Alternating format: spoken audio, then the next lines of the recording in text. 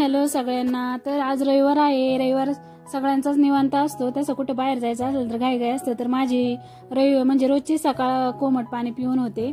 तर सगळ्यात आधी मी कोमट पाणी पित असते आंघोळ वगैरे केल्यावर, मग नंतर बाकीचं काय चहा वगैरे घेत असते। आणि आज रविवार होता त्यामुळे लेटच उठणं झालं, कारण रविवारी एकच दिवस झोपायला भेटतो। रोज 4 वाजताच पहाटे माझी सकाळ होती, मुलांना जायचं असतं क्लासला वगैरे आणि मग डबे करून द्यायचे असतात त्याच्यामुळं। आणि मग त्याच्यामुळं रविवार माझा निवांत असतो। आणि अशा प्रकारे माझी आजची सकाळ 8 वाजता झालेली आहे, हसू नका।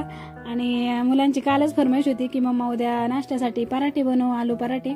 मग हे बघा मी मस्त असे मुलांची फरमाईश पूर्ण केलेली आहे आणि मस्त असे आलू पराठे बनवलेले आहेत टेस्टी। त्याचा मी व्हिडिओ पण अपलोड करणार आहे।